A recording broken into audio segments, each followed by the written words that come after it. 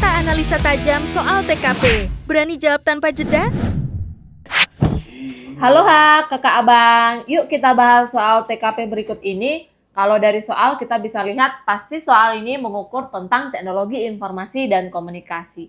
Kelihatan dari muncul istilah tentang sistem digital, maka udah pasti tentang TIK.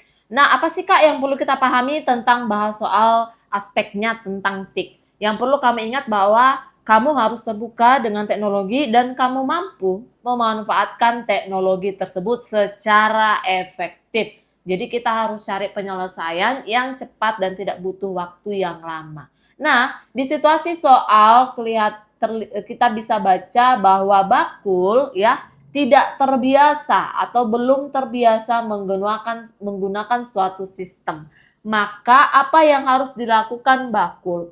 Karena sistem tersebut harus berjalan sesuai dengan target. Nah, ketika kita bahas soal tentang TKP, usahakan tidak merepotkan orang lain. Maka option dodol itu kita eliminasi karena dia minta bantuan rekan kerja. Kemudian kita usahakan ketika menjawab soal TIK, kita usahakan ya biayanya itu tidak terlalu mahal. Seperti apa Kak? Seperti menyelenggarakan pelatihan. Padahal di soal hanya Bakul yang belum terbiasa. Maka pelatihan itu menjadi solusi yang tidak sesuai dengan aspek TKP. Kemudian kalau kita perhatikan di soal hanya si Bakul nih yang belum terbiasa, ngapain deh dia harus mengajak beberapa rekan untuk belajar bersama. Pasti udah option cantik ini udah salah ya. Nah, perhatikan antara ayam dan bola. Ayam dia pelajari sistemnya secara mandiri. Bola dia juga lakukan uji coba. Jadi satu mempelajari, satu menguji coba. Sama-sama adalah langkah yang tepat. Tapi perhatikan apa yang menyertai option B. Yaitu dia akan bertanya secara langsung kepada rekan jika mengalami kendala.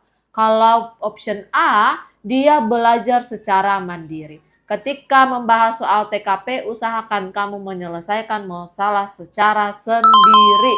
Itu menunjukkan bahwa kamu mampu mengerjakan tugas tersebut. Maka A itu poinnya 5, B itu poinnya 4. Nah, mudah bukan? Nah, untuk menguji kemampuan dan pemahaman adik-adik tentang aspek teknologi informasi dan komunikasi, coba kamu jawab pertanyaan berikut ini. Dan jangan lupa untuk tulis jawaban kamu di kolom komentar. Jangan cuma bilang paham pas nonton. Yuk follow dan tulis komentar lanjut kalau kamu mau pembahasan soal seperti ini.